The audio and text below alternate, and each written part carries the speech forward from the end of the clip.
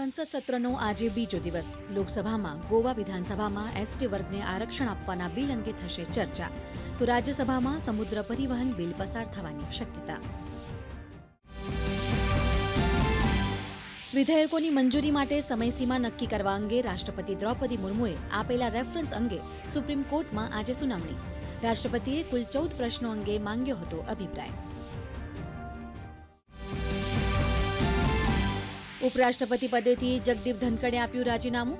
રાષ્ટ્રપતિ દ્રૌપદી મુર્મુને લખેલા પત્રમાં નાદુરસ્ત સ્વાસ્થ્ય અંગેનું જણાવ્યું કારણ ઓગસ્ટ 2027 સુધીનો હતો તેમનો કાર્યકાળ.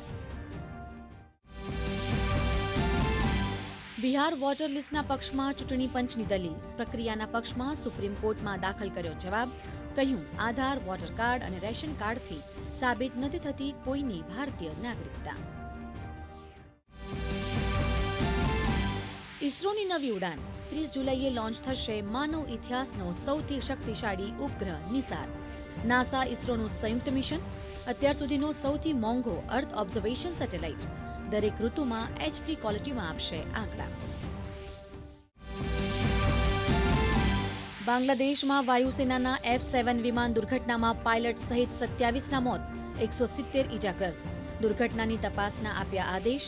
બાંગ્લાદેશમાં આજે એક દિવસનો રાજકીય શોક. પ્રધાનમંત્રી નરેન્દ્ર મોદીએ પણ પાઠવ્યો શોક. રાજ્યમાં 24 કલાકમાં 132 તાલુકામાં વરસાદ. કપડવંજમાં સૌથી વધુ 4.8 ઇંચ વરસાદ. 13 તાલુકામાં 1 ઇંચથી વધુ વરસાદ. સારા વરસાદથી 46 ડેમ છલકાયા. આજે અને આવતીકાલે રાજ્યમાં ગાજવીજ સાથે હળવાથી મધ્યમ ઝાપટાની આગાહી.